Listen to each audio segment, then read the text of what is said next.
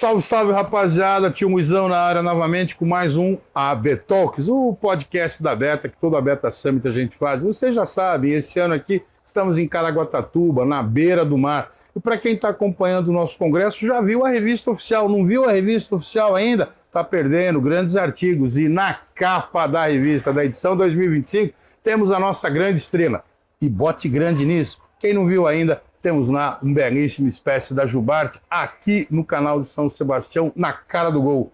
E aí a gente tem que falar de baleias naturalmente. E para falar de baleias, vamos chamar quem entende do assunto, Patrick Pina, o cara que quase nasceu junto das baleias. O cara entende tudo, ele é quase um mestre Jonas. É aquele que mora dentro da baleia, sabe qual é, né? Tá ligado? Então, cetáceos, quem sabe disso são os biólogos e os admiradores desse bicho. Patrick Pina, seja muito bem-vindo ao B-Talks. Parabéns pela sua apresentação, acabou de fazer uma apresentação incrível. Agora muita gente não assistiu, porque aqui na sala não tem transmissão ao vivo. Aquela lá, quem viu, viu.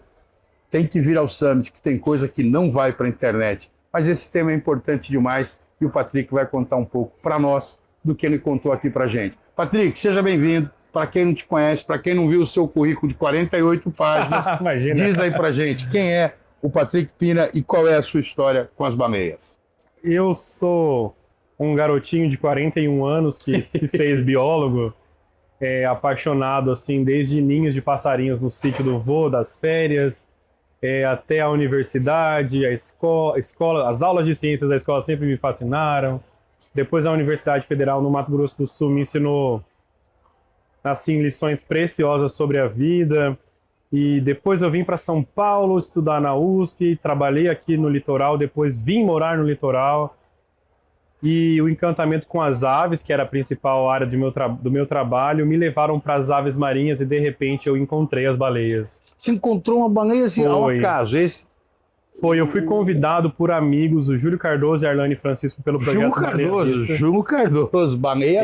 Sabe aqueles convites que mudam a sua história, a sua trajetória? Sei como é que é. Eles me chamaram para navegar um dia com eles, a gente ia ver uma colônia de 30 réis, umas gaivotinhas, sim, que tinham chegado para fazer um ninhal num lugar na pandemia, em 2020, e a gente deu uma volta à Ilha Bela. A gente foi para ir só num pontinho no canal e acabamos passando o dia dando a volta. Tá, você fez uma circunnavegação. Exato, na ilha. Olha que legal.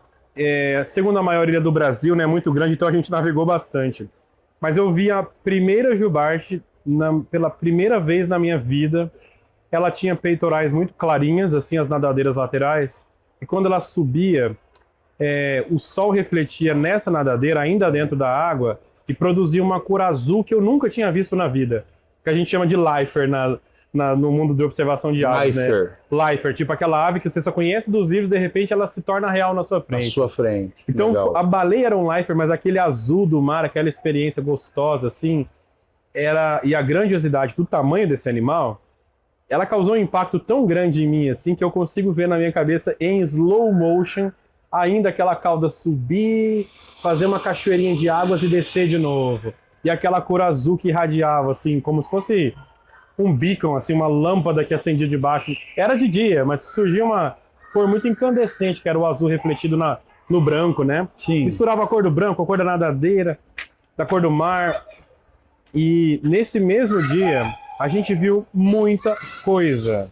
O Júlio Cardoso comentou assim que em 30 anos, mais de 30 anos navegando ali, ele não se recordava de um dia assim Era 13 de junho de 2020. Você guardou a data. Ele guardou a data, escreveu e eu li. É dia do aniversário de uma amiga minha. Olha aí. E ele falou assim, esse dia vai ficar marcado na história como um dos dias que a gente mais contemplou elementos da biodiversidade marinha do nosso arquipélago aqui.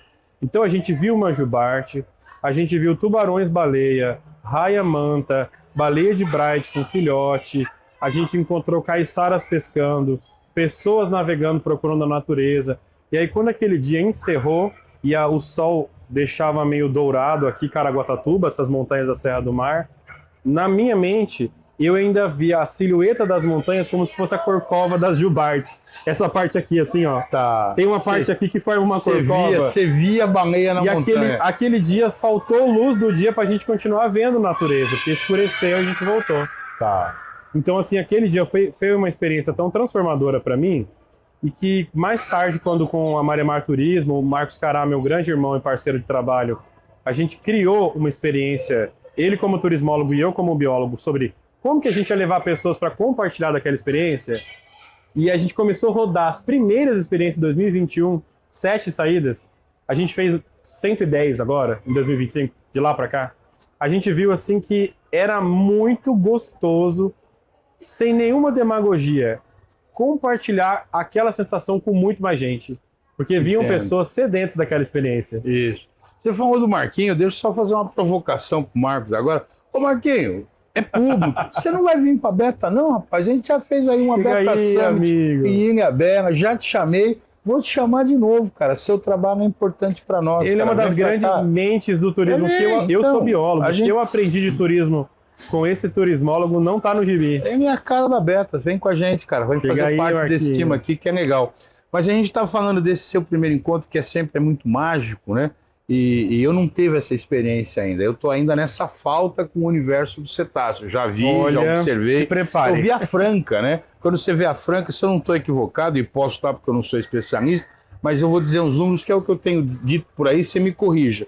Uma jubarte adulta é em torno de 18, 20 toneladas, uma Franca é 40. É isso? Não, é mais. Uma jubarte adulta, ela vai ter até 16 metros e 50 fuscas de peso, que é 40 toneladas. Até 40. E a Franca? A Franca é o dobro, são 100 fuscas, 80 toneladas. Ela é um pouquinho maior em comprimento, assim ela não tem tanta diferença em tamanho de uma baleia jubarte, mas em robustez do corpo ela é o dobro do peso. E tem aparecido azul aqui, você viu? Não. Apareceu, é recente. O dia que eu vi azul, sim. É recente. O registro de azul foi um registro do Instituto Viva Verde Azul, que faz um trabalho... drone, né? Não, foi de uma estação fixa de observação. O Viva tem um ponto de observação no lado sul da Ilhabela, em Borrifos, e faz um trabalho fantástico de contagem dos cetáceos. E num dia de mar muito revolto, eles viram esse bicho, filmaram e mandaram para os especialistas do mundo todo. Lá para noite, viram de manhã, lá para noite, eles falaram, ó, bate o martelo, é uma azul aqui.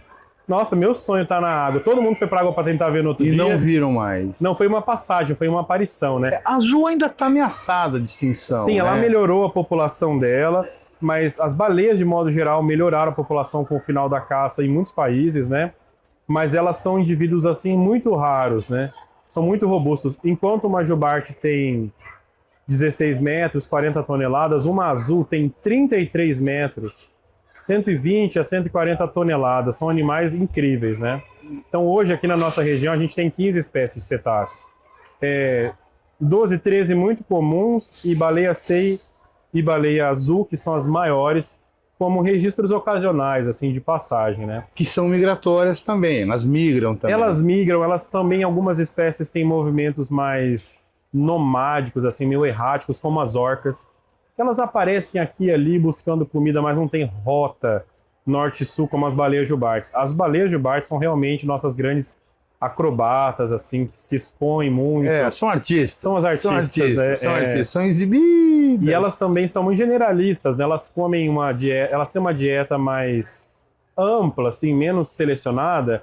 Então elas podem comer qualquer coisa, vamos falar assim, meio sem frescura. Eu entendi. E elas se reproduzem muito bem. Então, no final de 87, quando a caça foi encerrada no Brasil, a gente tinha, no Atlântico, né, a gente tinha entre 800 a 1.000 jubartes só. E agora a gente está com 30 a 35 mil, segundo a última estimativa. Que bonito. É um bicho que começa a reproduzir muito cedo, já com 3 anos de idade. Ela já nasce com 4 metros e 1 tonelada. E a gente percebe que o crescimento inicial dela é relativamente rápido, porque senão ela é presa para outros tubarões, orcas, né? Então ela cresce muito rápido, e uma pesquisa do Alasca mostrou que aos 3 anos uma jubarte já pode ter um filhote. Então ela começa a se reproduzir muito cedo. Uma vez que elas pararam de ser tratadas como latas de banha, né? Que a iluminação pública era gordura de jubarte. A argamassa da construção civil de séculos atrás era de gordura de jubarte. Era pesca da jubarte, né? Era peixe. Era o petróleo. Era o petróleo. Então só quando inventaram o querosene e essa indústria baleeira começou a declinar, que elas foram deixadas em paz. Mas elas quase foram extintas, né? Você tocou um ponto aí, deixar a baleia em paz, né? A gente sabe que a observação de vida silvestre interfere, como diz na física quântica, né? O observador interfere na observação.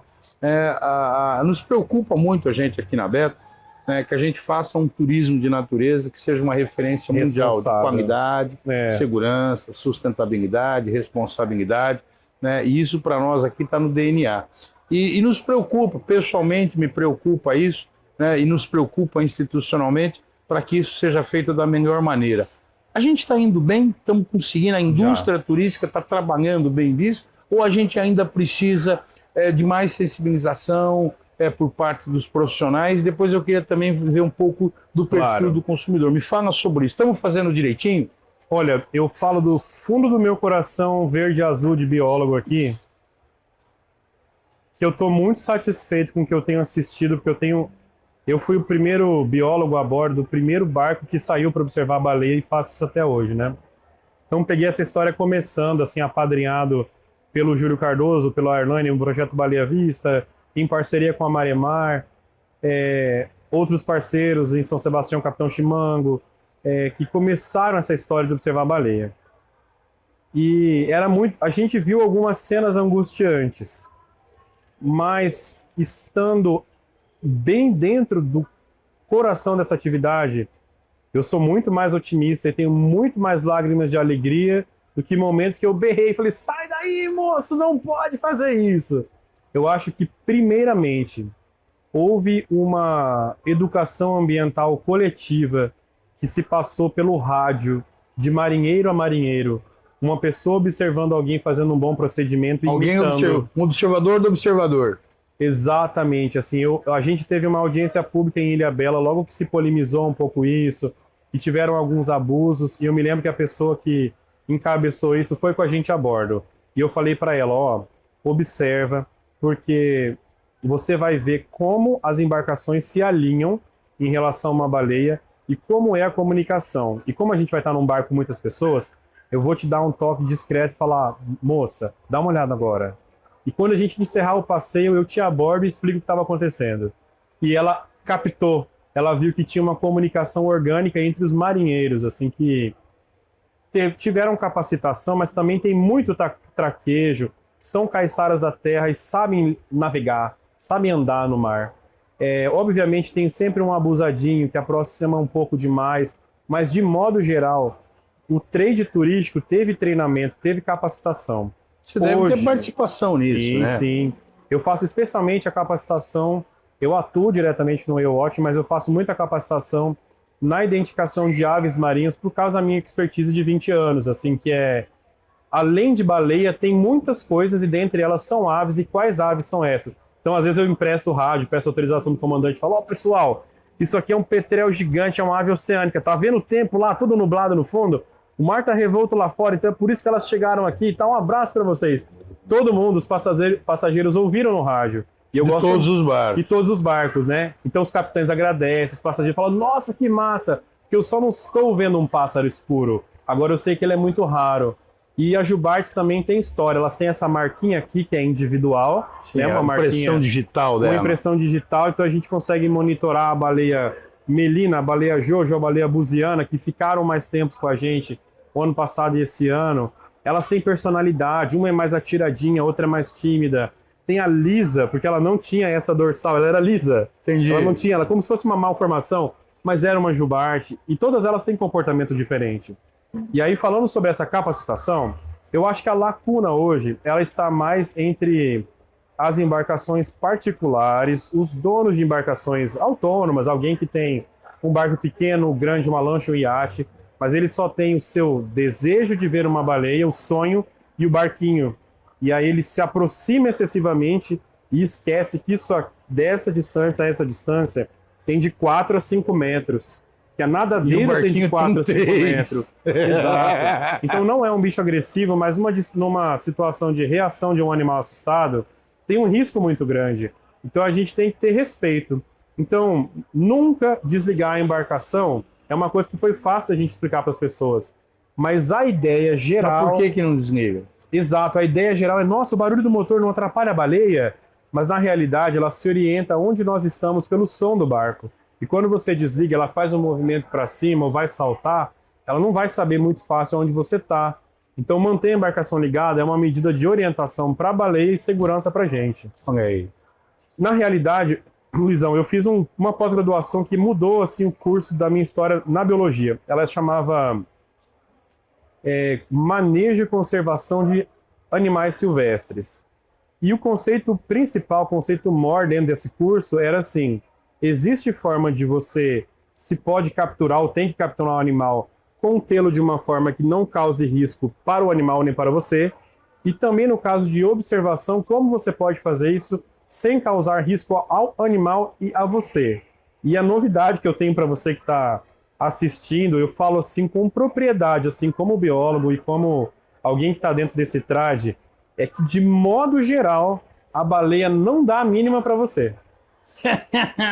Faz sentido. Você acha que você está incomodando. Exato, Luizão, obrigado. Insignificante. Você acha que a sua presença está incomodando a baleia. Olha o nosso ego aí. A Arlane me ensinou um contexto que eu sou muito grato a Arlane até hoje. Ela falou assim, bióloga, pesquisadora, né?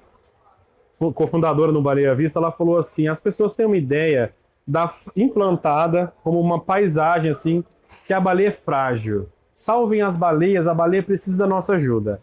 Na verdade, ela é um ser muito grande, muito autônomo, e as palavras da Arlane eram assim, ela pode fazer o que ela quiser. Isso. E eu ali no começo, aprendendo sobre cetáceos ali num projeto, no Baleia Vista, navegando com eles, falava, nossa, é verdade. Às vezes, eu falei assim, Arlane, eu juro que eu vi uma cauda de baleia ali, mas ela desapareceu. Eu falei, isso, elas fazem muito isso. Porque se ela está incomodada, a capacidade de natação dela é tão grande, que ela mergulha aqui, ou se ela não está incomodada, mas ela quer ir mais longe, ela vai embora. Quantos minutos uma baleia fica, uma jubarte consegue ficar embaixo d'água? Ela tem uma capacidade muito grande, assim, elas podem mergulhar até 600 metros e ficar até 30 minutos embaixo da água. Mas aqui no litoral brasileiro, como a profundidade do nosso oceano é mais rasa, ela fica em intervalos de 15, 20, 22 no máximo. Mas dependendo da atividade, ela fica 5, 1, 3 e ela sobe toda hora para respirar. Então, um turista que vem aqui observar, participar de um passeio responsável, ele vai ver muito arqueamento, exposição de cauda. Que ela vem para o respiro. Ela vem para respirar. E você sabe, Luizão, que sobre isso que a gente estava conversando aqui antes, no aquecimento, aqui antes de começarmos, essa conexão que as pessoas têm com uma baleia, existe uma ideia vendida que baleias e golfinhos saltam. Mas baleias e golfinhos saltam excessivamente em parques aquáticos pelo mundo, onde eles são treinados para saltar. Não é comportamento natural. Não com aquela intensidade, porque gasta muita energia. Então as pessoas vêm para cá e falam, nossa, salta para nós, salta o golfinho, mas ela não vai pular? Que hora que ela vai pular? Porque elas Você não está num parque. Exato. E a baleia num parque, uma orca, um golfinho num parque, ele é premiado quando salta, é um reforço positivo. E é um treinamento que a gente sabe hoje que é cruel, que o priva de muitas coisas, Sim. né? O mar é muito maior que aquela piscina, né? Vamos resumir assim. Sem dúvida. Mas, quando ela salta em um ambiente natural, pô, desculpa o palavrão, mas assim, ó, o enjoo sara, os boletos você nem lembra que tem que pagar, a vontade de vomitar passou. Você esquece, você entra numa euforia absurda. Você fala, meu Deus, é grande. Meu filho viu baleias comigo quando ele tinha 3 anos. Ele falou, pai, é grande. Ela vai pular de novo? E ela pulou várias vezes. E aí, o nosso tempo está acabando, claro. O tempo é curto. A gente está falando disso tudo e eu estou aqui na minha cabeça, né, e a minha cabeça é de turismo de natureza. Eu queria que você me... Na verdade, eu tenho 2 perguntas para fazer. Claro. Eu vou deixar que eu pensei para depois, eu vou puxar uma antes aqui. Claro. Dos cetáceos, eu confesso a você que eu gosto de todos, mas eu tenho preferência. Não vou negar. E não é uma baleia, apesar de chamarem baleia. Eu gosto mesmo, são das orcas. Eu sou profundamente apaixonado pelas orcas. Vou tomar uma água aqui. Por favor, do nosso patrocinador Aquisma. Muito obrigado. Essa é com sabor, essa é com gás e essa é sem gás. Por favor, aqui. Muito bem. Tá na parada seco na região. É, isso aí. E me falaram que aqui, junto do litoral norte de São Paulo, nos últimos tempos, também começaram a aparecer orcas que não eram muito comuns. Isso é lenda ou é verdadeiro? Não, isso é verdadeiro e causa uma euforia na gente. Nós temos uma tribo do mar. Sabe qual que é a nossa tribo do mar? Todo mundo que trabalha, os operadores, marinheiros, navegadores, pescadores, biólogos, veterinários... Isso é um grupo de WhatsApp? Tem alguns grupos de WhatsApp, né? Que a gente chama de amigos das baleias, operadores, cetáceos... Amigos das Baleias Oficial, mas eu chamo, quando a gente se encontra no mar, de Tribo do Mar. Tribo do Mar, faz Existe sentido. grupo no Facebook também chamado Orcas BR. Então, se alguém posta lá e fala assim, as orcas foram vistas no Rio de Janeiro, nós temos um amigão chamado Marcel, que trabalha no metrô de São Paulo e é um grande especialista autodidata em cetáceos, ele ama orca. E ele gerencia esse grupo, trabalha ali, e ele falou, elas estão em Cabo Frio. Quer dizer, lá parece que é um lugar que é mais comum, né? Ou era mais comum. Não tem gente observando, é onde tem gente que fotografa. Elas passam por muitos lugares. Mas quando a gente vê que apareceu em Cabo Frio e apareceu mais para baixo, nós todos corremos aqui para fora para ver se a gente consegue ver. Falar nisso, vocês não estão vendo, mas a baleia jubarte tá acabando de entrar aqui, ó. Acabou de entrar, é verdade. Olha, tá chegando a baleia inflável, que legal. O pessoal do Instituto Baleia inflável do Instituto Baleia Jubarte. Obrigado, galera do Instituto Baleia Jubarte. Legal, tamanho natural, parceiros. tá aqui, aí sem fato, capaz de aparecer no fundo agora. É verdade. Mas vamos fechar na orca, que agora é orca. Bom, e aí quando as orcas passam, elas não são migratórias, elas são nomádicas, assim, elas não têm uma rota como a jubarte de verão, inverno, norte e sul. Elas dão um rolê. Elas dão um rolê. dão um rolê. E aqui na Ilha Bela, por exemplo, no canal de São Sebastião, na nossa região Caraguatatuba, elas gostam de raia-manteiga. Manteiga, ela é fina, raia-manteiga. ela é refinada. E elas vêm... Essa de raia margarina. como se fosse raia na manteiga. Não, raia Não é margarina pesado. não come, é raia manteiga. Primeira vez que Luizão, a primeira vez que eu as vi, elas passaram das 8 da manhã às 8 da noite na Pacuíba, ali em Ilhabela, no sul, no canal de São Sebastião. As mamães mergulhavam, tinham 11 indivíduos, mães com seus filhotes, elas mergulhavam, pegavam a raia-manta, levavam em cima e ensinavam o filhotinho como comer, como quem dissesse assim, aqui tem espinho, ali não tem espinho. E elas agora passam mais tempo aqui, a gente teve essa impressão porque tem muita comida. Quando o Alcatrazes teve um aditivo, assim, de mais pessoas para cuidar, um monitoramento contínuo, o pescado, que é a nossa principal reserva marinha ali de Alcatrazes, a biomassa de peixes aumentou muito. E as orcas, elas sempre passavam uma vez, era um raio. Ó, as orcas estão passando, corre todo mundo que elas vão seguir. E na última aparição, elas ficaram 3 dias na nossa região. Só manjando comendo sashimi. E acasalando no meio do canal de São Sebastião. E uma orca muito conhecida, uma orca macho adulta, de seus 8 metros, chamada Almirante, que tem uma quilha torta, assim, com uma tortuosidade, que é muito fácil quando ela sobe de saber qual que é. Tem essa marca individual. Ela apareceu e finalmente eu pude a ver, assim, foi ô Almirante, ouvi tanto falar sobre você. Então a gente é o território, assim, nossos mares, é o território de muita coisa. A gente tem 15 espécies de cetáceos, mas a gente tem muitas raias, muitos tubarões. Muito em breve nós teremos um turismo de observação de tubarão em Alcatrazes.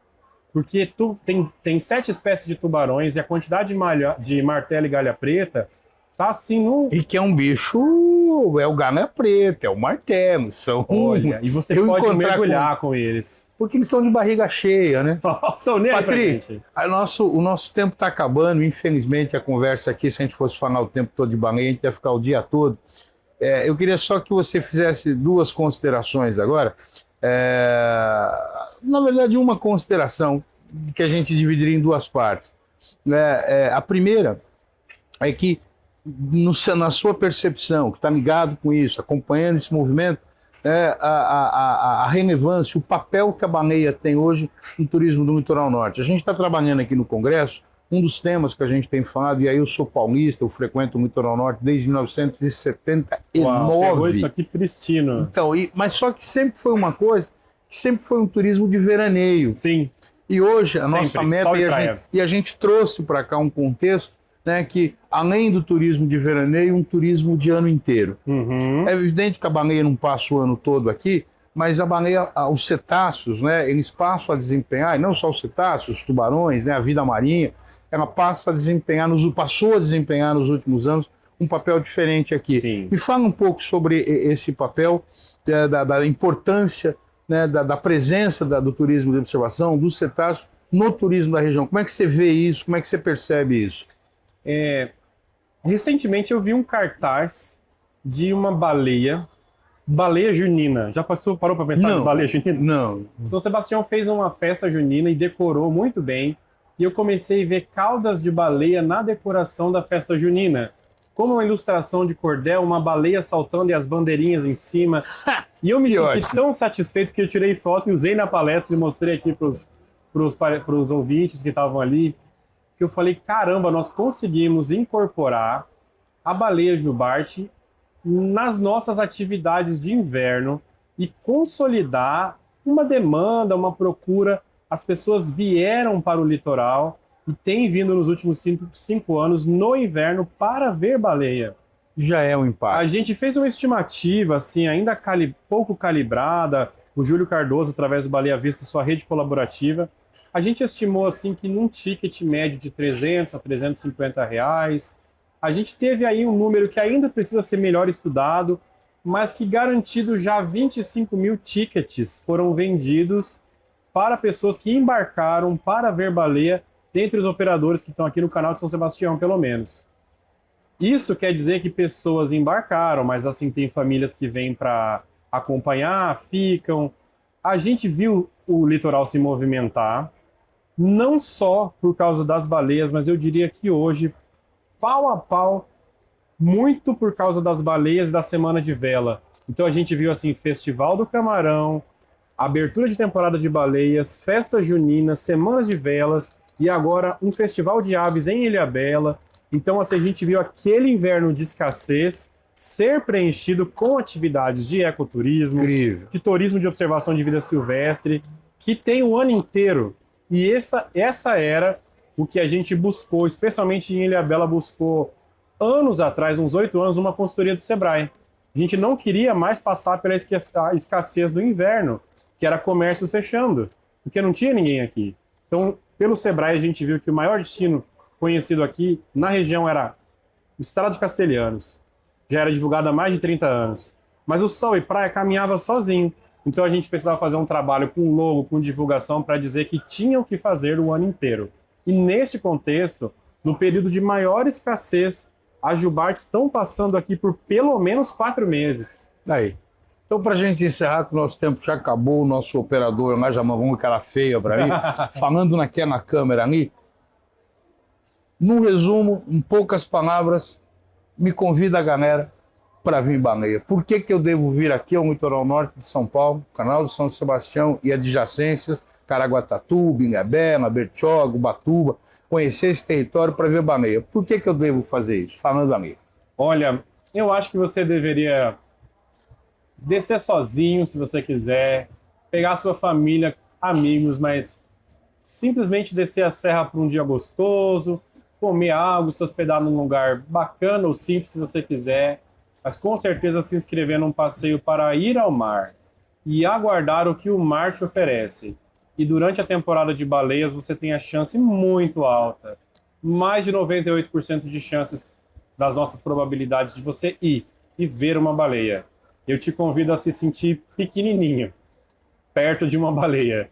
Ela desafia, assim, o seu senso de escala, que ela é muito grande. A gente vai mostrar aqui numa baleia natural. E seus problemas ficam pequenos.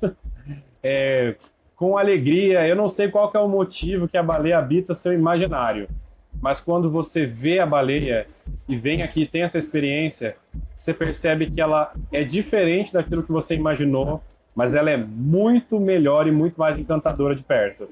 Então eu recomendo você descer aqui e ter essa experiência assim, de transformação de vida, porque você não vai subir a serra igual, eu tenho certeza. É isso. Venha conhecer as baleias brasileiras, as baleias globais, as nomádicas, as que vão, as que ficam, as que de repente ficam morando aqui, mas venha conhecer a baleia. Agora a gente acabou de entrevistar aqui o procurador, o representante, o embaixador. Tem procuração, eu vi a procuração, está falando em nome das baleias, foi uma alegria muito grande. Vamos fazer um brinde aqui com uma água natural, não é uma água do mar, mas é uma água daquíssima aqui. Em homenagem às baleias, né, a vida marinha, a vida natural, viva o turismo de natureza brasileira, viva o litoral norte, viva o Brasil. Saúde. Aqui saúde. Mais uma, companheiro. Isso. Saúde, saúde. Valeu demais, gente. Um abraço.